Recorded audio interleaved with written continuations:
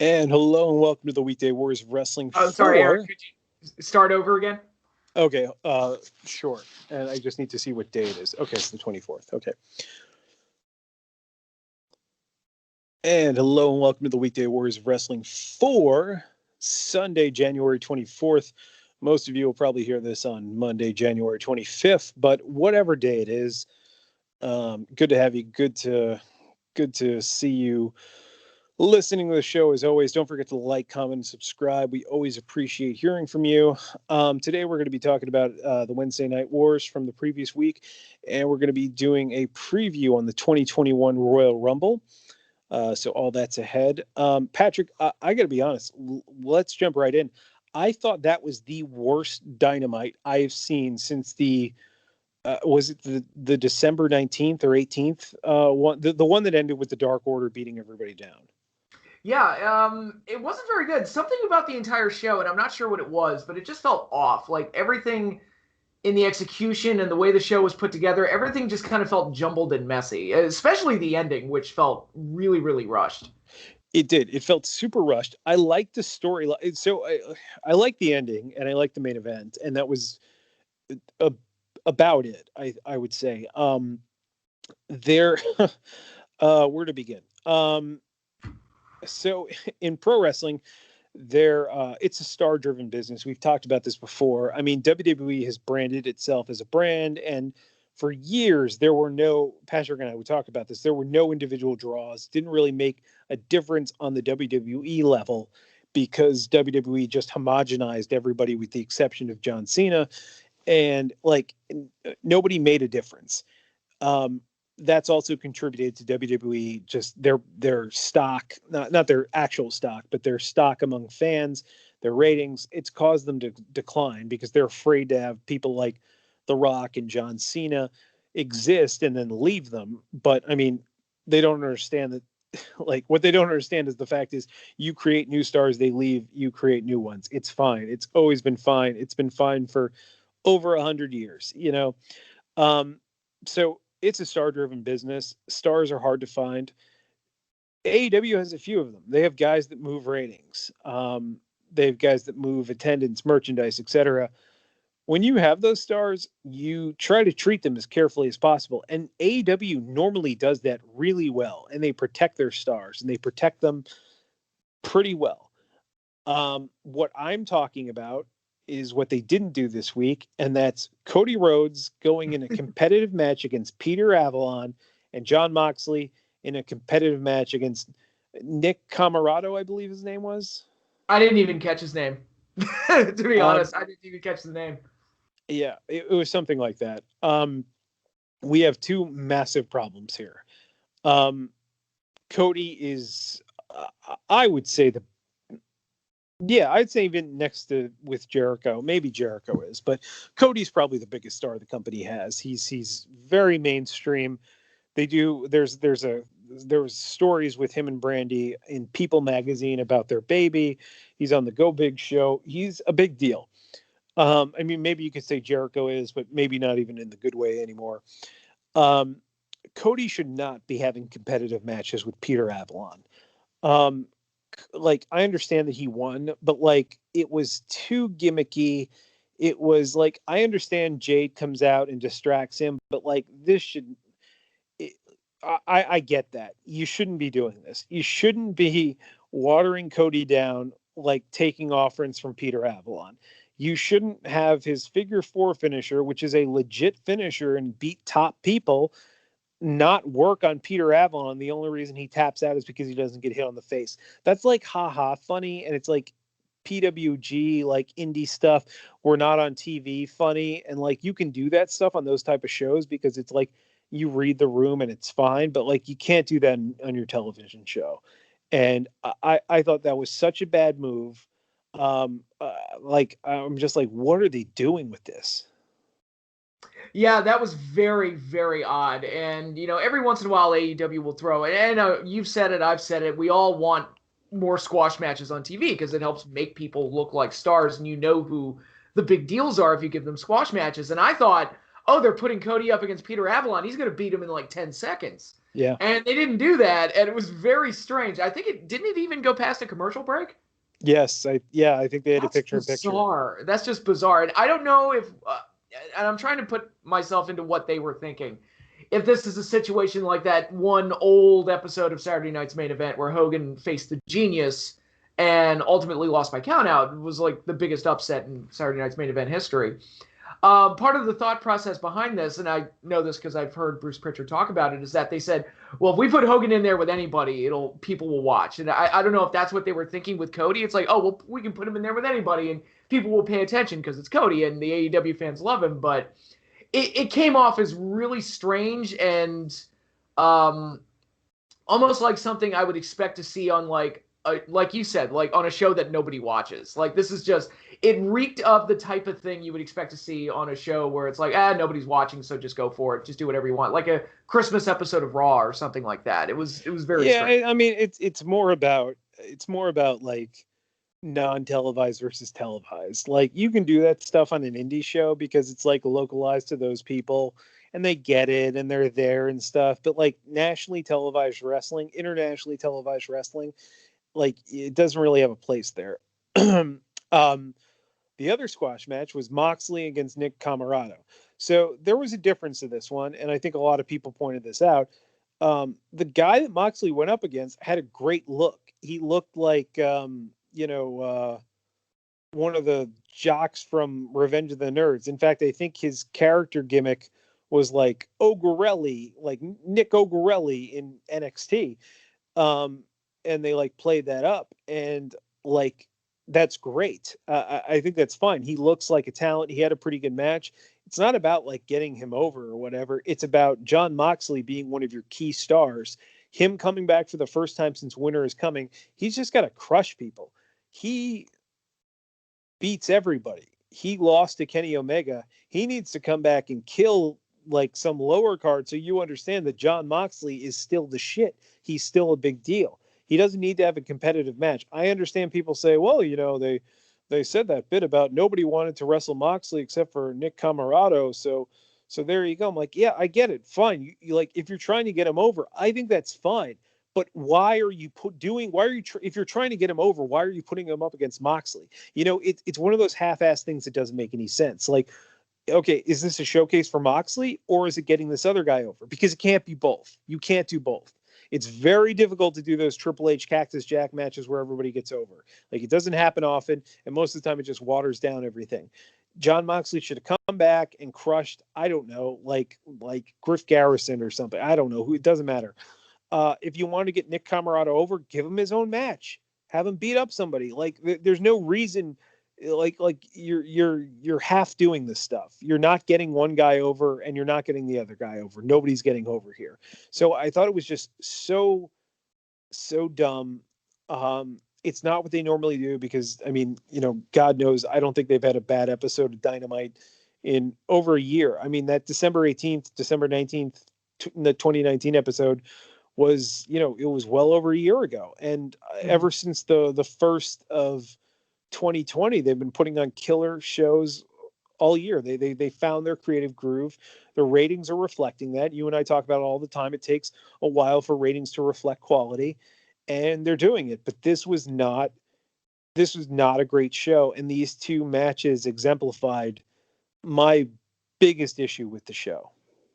Yeah, that was a really big problem, and again, very uncharacteristic of what they normally do. It was just very strange. The entire show felt strange. It wasn't just that. It was those two matches. Like I said, the ending felt rushed. I don't know if they were running out of time or what, but that felt like they didn't get as much time for that as they wanted to. A lot of the show felt kind of like slapped together. It was just a very bizarre episode. It didn't feel like a live show, to be honest with you. It felt like something that was slapped together in editing. Yeah, and like I've heard people say like, well, they didn't want to have like these non-competitive matches in the middle of the show. It's not fucking NWA World Championship Wrestling. It's not 3 hours of squash or an hour of just squash matches. It's like this is AEW. You're getting competitive good matches. Are you so obsessed with having back and forth matches that you can't have two matches where top stars squash somebody else?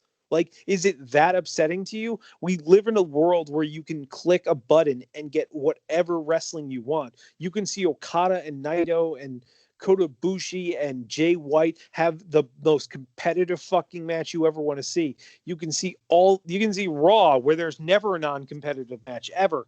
Like, really, you have a 2-hour show. They don't have squash matches a ton, and you're going to tell me that this is an issue because it's a non-competitive match? Like, fucking get over yourself. Like, it's Dynamite. There's always competitive matches all the time. You get your back and forth this is awesome matches all the time. It's the only matches anyone does half the time. So the fact that you can't like get behind, there's an enhancement match. Yes, there's a fucking enhancement match. You need to have enhancement matches. That's how you get stars. Otherwise everybody looks the same and nobody gives a shit. Yeah, that's again, we've talked about this before, but that's that whole Dave Meltzer mindset. Everybody feels like they have to chase the star ratings, but I think the example of the Lesnar Goldberg feud from a few years ago. Now, obviously, Goldberg stayed around too long, and he's coming back at the Royal Rumble, and that shouldn't be for a multitude of reasons. But that initial Goldberg Lesnar feud, when Goldberg came back, they did a lot of great stuff, and it was one of the most compelling things WWE had done in years. And it was built around almost entirely squash matches, starting with Survivor Series and then Goldberg winning the title over Kevin Owens in February. By the time you get those two to WrestleMania, you felt like the two of them were just the most unbeatable guys in the world. And Goldberg was the one guy that Lesnar couldn't beat. And they established all of that through squash matches. So yeah, and the match that they did have, it like came off like a real fight. It was like 5 minutes long. It was intense. It told a story, and it wasn't like a 20-minute match or 27-minute match where they're like, you got to give these guys 27 minutes. Like, you don't have to do anything. I mean, maybe you do, but like, I mean, I love the Iron Man match at WrestleMania 12. Everybody complains about that fucking thing because it was too long. I love it. I think it's great. I'm biased towards it, of course, but everybody hates it because it's too long. This match was 5 minutes long. It told all these stories in it, and it's like, you don't need to go back and forth. You don't need to have 800 near falls. I fucking get it. Everybody loves the mid 2000s Kurt Angle match. I fucking get it. You love that shit. But like, there's another way to like tell a story. Like, I like that shit too. I like Okada versus Omega. Okay, I think we all do. But like, I fucking love steak too. But you know what? Occasionally I want to go out for sushi. Occasionally I want to get Italian. Occasionally I want seafood or Greek or Korean or something else. I don't fucking eat steak all the time. Steak's amazing. I get it. But I don't eat steak all the fucking time because I like variety. yeah, and that's why Toru Yano is such a welcome breath of fresh air whenever he shows up on a New Japan show, because nobody wrestles like him, and that's why he stands out so much. And I always like, for people like, Toru Yano is my least favorite person in New Japan. I'm like, fuck you. You have no sense of humor if you cannot appreciate like what that guy does and how much that guy comes up with each time he's in a G1 or any situation. It's just like, yeah. So yeah, what else did this Dynamite have? There I'm was trying to the think. -1 birthday match, which that was kind of nice. Just for the sake of doing it, that was kind of sweet. Okay, so I'm gonna come off like an asshole here. Uh-oh. No, it was sweet. You're right, but like, it's also like, how do I put this? It came off as phony wrestling. And I get it. Like, Brody died. Like, I obviously I think that's terrible for the kid and his family and everyone. And like, at the end of the day, someone's life is more important than a wrestling show. However, if we're looking at this as a wrestling show, it's like kind of phony, and it's like, it comes off as gimmicky, and like, I just like, I'm hoping they like stop doing a lot of this stuff. Like, I mean, it's just like, it just comes off as hokey to me. And like, you're right, it was sweet, it was a nice thing. Like, if this is like kind of their final like situation, like, great, but like, like, you're not going to write something like that into Game of Thrones or another television show. So like, Well, that's my season issue. 8 of Game of Thrones, I don't know. That might have been on the table. All right. Well, that's true, but you know what I mean. Yeah. What else do we have? Main event I liked. I liked the storytelling there. I thought Tony Schiavone was like fantastic. He's like, when he's saying like, oh, he's like, you notice who hasn't been to the ring, MJF, and like that whole story was fantastic. And them getting the pinfall, like I thought it was rushed, like you said, it like ended very quickly, but um, I appreciated it. I did think it was the best thing on the show. Yeah, another thing I'm kind of on board with. I am curious to see where this Dark Order Hangman thing is going, and not to use a person's death to influence the storyline, but I'm sure like the thought process before Brody Lee's passing was to have Hangman do like a Daniel Bryan Wyatt family thing where he looks like he's joining them, but then he like turns on him or something, and then that would make Hangman an even bigger star. But now that the Dark Order with this whole situation with Brody, they may want to turn them face and have Hangman be like the new leader of the group. If they want to like go that route, that might be the road to go with.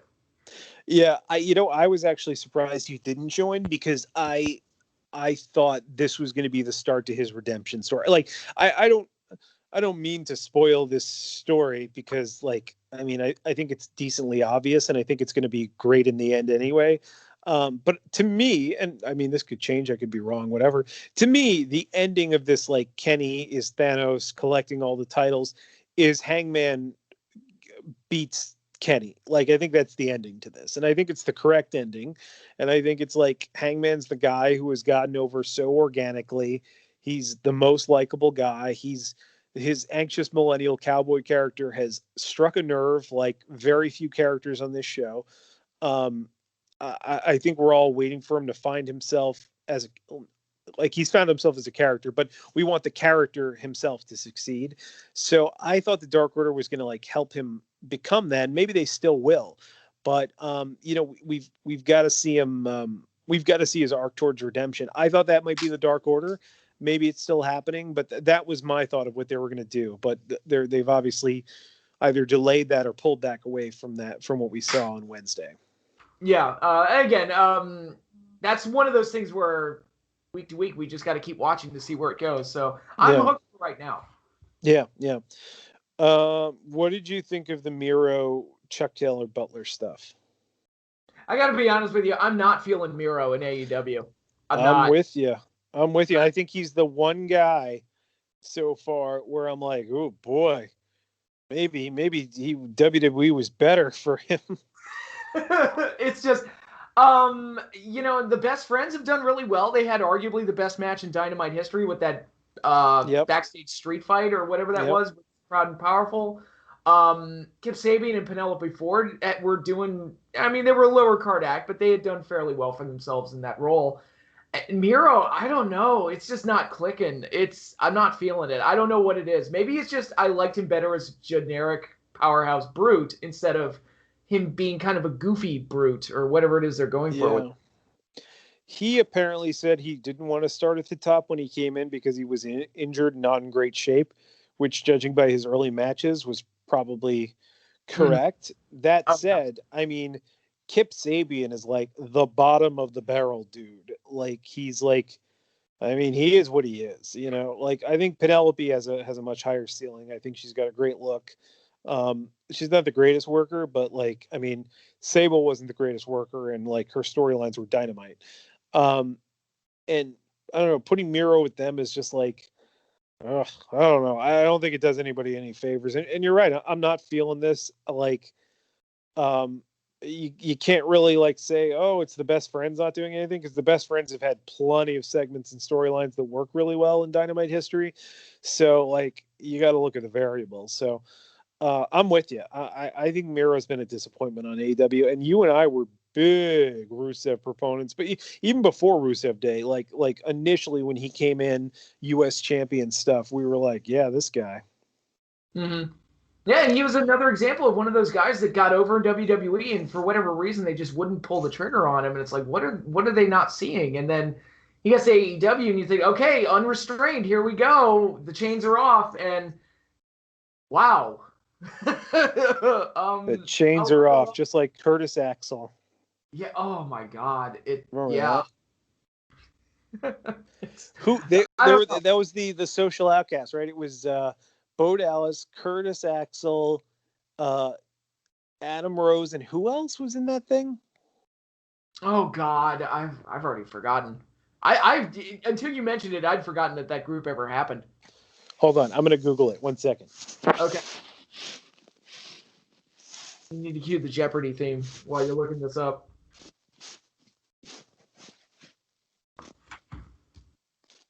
Oh, it was Heath Slater. Heath Slater was the fourth. Heath Slater. Okay. Man, from 3MB to the Social Outcast. Yeah. King of Stables. Yeah. Okay, so why don't we get to Royal Rumble preview? Do you have the card pulled up for us, Patrick? I do. All 4 matches. All right.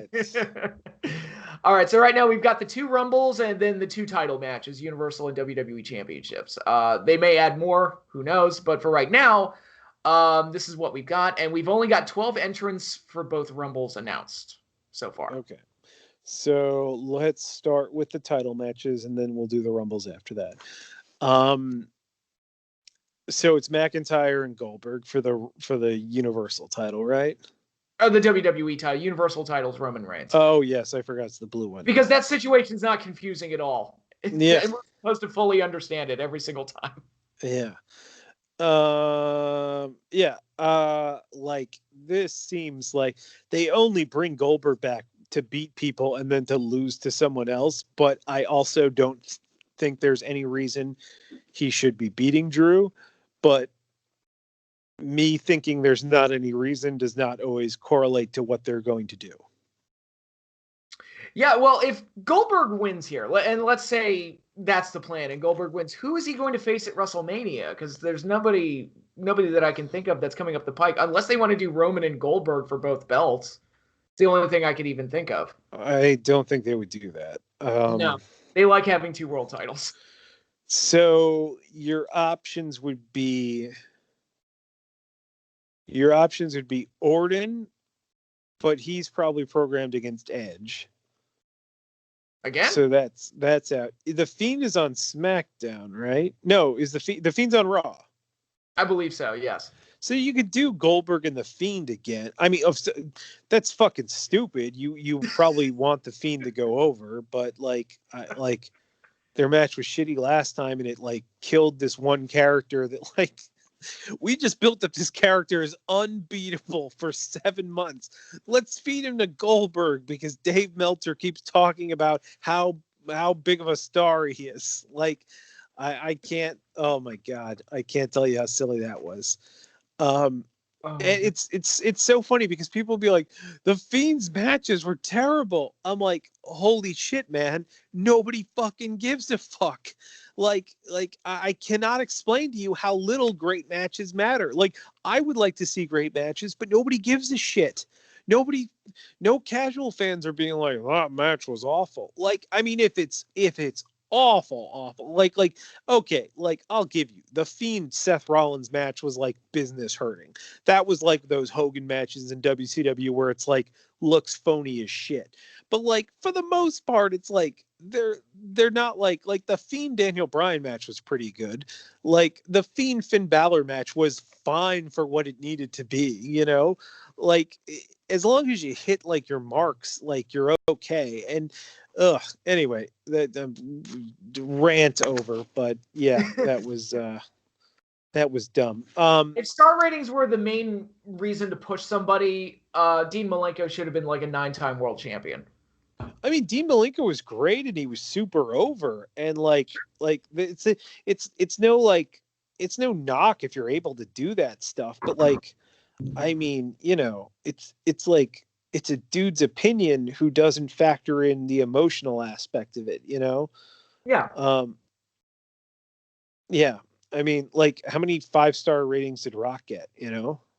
Yeah, exactly. And Rock perfectly capable of having good matches, but yeah, that wasn't the main reason he was put in that spot. Yeah, I don't think Rock ever, I mean, very rare. I mean, maybe like SummerSlam 98, but very, you know, in like WrestleMania like 17 and stuff. But for the most part, Rock wasn't the stealing the show guy. He wasn't having the best match of the night, but the audience really fucking dug him, and they were like into his shit, and his punches look good. Let me tell you, having punches that look good is probably the most important thing you can do, really. Um, Terry Funk, man, he was a master of good punches. yeah, well, yeah, and anyone from Memphis ever, like those guys, like knew how to punch. I read, it's funny you mentioned that. I read Tito Santana's autobiography, and he told the story of how he learned how to throw a great punch. And it was really interesting. He would take like a styrofoam cup and he would tie Yeah. it to a string and he would hang it up on the ceiling. And he would almost treat it like a punching bag, but he would like try to get the punch as hard and fast and close to the cup as possible without making it move. And that's how he was able to get his timing down. And like, that's a really interesting method of doing it. Who has your favorite punch? All time. Ooh, God. Terry's the prime example I go to because he was like probably the first punch I ever saw that legit looked kind of good. Yeah, I'd probably go with Terry. Interesting. I like, I'll be honest, and maybe I haven't seen them, but like I remember Terry's like ECW and WCW stuff, and like I remember them being like Lawler looking punches. And I know Lawler's from Memphis, and this is like making me look stupid for what I say, but they look like I remember them looking like just weird. Is that like me remembering wrong, or were his earlier punches better? I'm remembering more like NWA Terry. Oh, okay, got it. Yeah. I would say my favorites, I would probably go Rock or Razor. I think both had very similar style punches. They had those like lunges, they did like the left foot would be forward, and they were able to smack. They essentially opened their hands and smacked the person and closed them so quickly it looked like they were punching them. It was really great. Those were probably my favorite. Yeah, Razors were really good. Razors were really, really flipping good. Worst punches. I was just watching one of his matches the other day, and it really struck me how bad his punches were. The Ultimate Warrior jumps out to me. He would, I don't even know how to describe them. He would like lean back and throw the punch, but he would do it so slowly and so deliberately that it just looked terrible. Yeah. I'll go with, I hated Hogan's. I cannot get over like the fucking wind up and shit. Like he's Popeye the Sailor Man. Like that is the worst shit. What do you got against Pop? Yeah, I know Popeye's fine because he's a fucking cartoon, but Hogan's supposed to be a theoretical real human. So there's that. Okay, yeah. So okay, so we both think Drew's gonna win, right? I would hope so. All right. Then we've got Roman and Kevin, right? Yep, last man standing match. Yeah, Roman has to go over, right? He's the strong heel. He's the best thing going in WWE right now. I think he absolutely has to go over. Yeah, I'm wondering, like, you'd think like, oh, Roman and Rock at Mania, but like we know Rock's issues with insurance and people not wanting him to wrestle. So like, I'm wondering, like, is it Daniel Bryan? Is it Nakamura? From what I've heard, from what Meltzer's been saying, they don't actually have plans at this point. Daniel Bryan make the most sense? Based on what I'm looking at, he might be the guy. You could probably just, and like WWE shouldn't be afraid. They don't really do this anymore. They shouldn't be afraid to just leave it on Roman for a while. You can do that, if there's nobody around, you don't have to change the belt. Yeah, and they did that with Lesnar, where they would feel confident with having Lesnar leave Mania with the belt. They did that a couple of times, and it's fine. If you don't have a strong plan for a strong challenger to beat Roman now, it's probably best to just keep the belt on Roman and keep running with him. Yeah, yeah, exactly, because it's like, and that ups the prestige of the belt. Seth is on SmackDown now, right? But he's been out. I believe so. I really should watch WWE more. But... Yeah, so they could have him come back and then like as a face, and you can do him and Roman, because they can be like, they could be like Brett and Michaels, like they're linked and stuff. You can do that.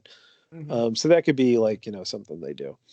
Okay, let's start with the Women's Battle Royal. Who are our participants announced at this point? Okay, so far we have 12 of the 30. We have Nia Jax, Charlotte Flair, Bianca Belair, Bayley, Mandy Rose, Dana Brooke, Peyton Royce, Alexa Bliss, Shayna Baszler, Liv Morgan, Ruby Riott, and Tamina.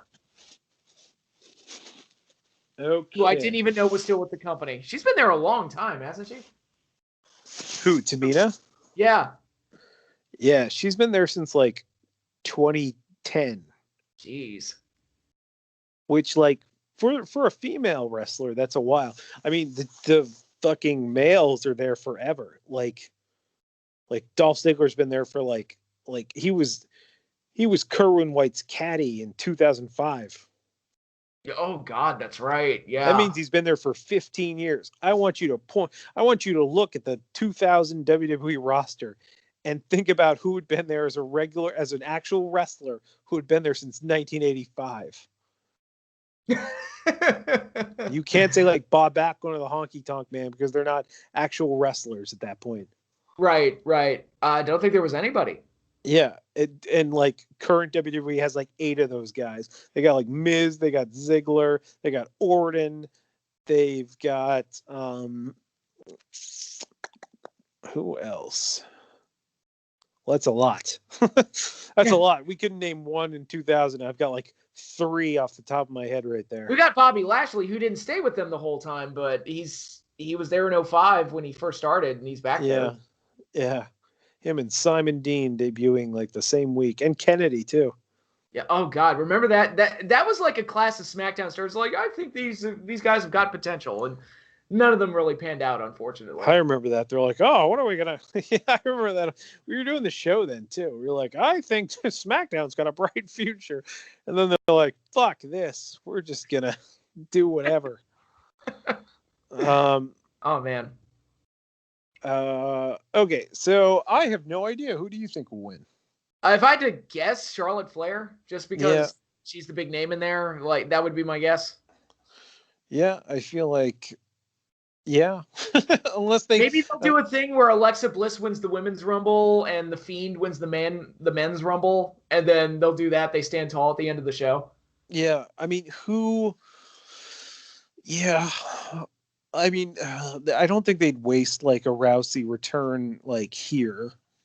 I guess they could, but I feel like everybody's just waiting for crowds to happen before they do that kind of stuff, you know. Well, that's why Lesnar's been gone since Mania. So yeah, I mean, he's like, I mean, it's weird because I wonder if AEW is like gonna attempt to play at some point for him. I just wonder, but. All right, hit us up with the names in the Men Royal Rumble. Male. All right, we've got Daniel Bryan, Bobby Lashley, AJ Styles, Randy Orton, Otis, The Miz, Jey Uso, Cesaro, Jeff Hardy, Sami Zayn, Dolph Ziggler, and Shinsuke Nakamura. I mean, I know it's like 6-7 years too late, but it's probably going to be Daniel Bryan, right? He's probably going to finally win a Royal Rumble, right? Looks like it. Based on, again, we only have 12 participants so far, so who knows? But looking at that list, he would be my guess. Yeah, I mean, yeah. I'm trying to think of like anything else. I mean, the WWE roster is like, it's funny because they have like everybody in the world, but it's like it's thin, you know, just because they've done such a poor job of making stars like for the past like 7 or 8 years. Mm-hmm. That it's just like, oh boy, is anyone still around?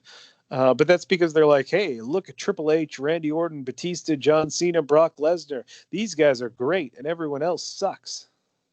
The Undertaker, Edge, Steve Austin, Shawn Michaels, Mick Foley. Now these are great stars. In AEW, it's like, hey, you're going to be over here pointing at the new stars. Let's just do that. Yeah. Seems like a better way to do things. It's how WWF made a lot of their stars in the Attitude Era. I know. I feel like in the Attitude Era, if it had been run like it is today, they would have said, oh, here comes the honky tonk. Oh, he just kicked Billy Gunn in the balls and poured dog food on him. Oh, no. Like that would have been this brain trust in the Attitude Era. Probably. Oh, Randy Savage is back, and he hit 2 elbow drops on the Rock. Oh, the Rock sucks compared to Randy Savage. And this is 97 Rock before he was made. Here's the real people's elbow, brother. Yeah. Oh man, these young guys suck. Terrible. Yeah. All right. I think that's about it for today. Ladies and gentlemen, it's been a year, hasn't it? 2020 to 2021. Thank you for listening as always. Remember to like, subscribe, share, all that fun stuff. We had our recent video, top the top 5 Royal Rumble matches that never happened. Check that out, and we will have a new one of those coming out every month, so make sure to stay tuned for those. But for myself, Eric Clancy, alongside Mr. Patrick Kelly, we are Signing off.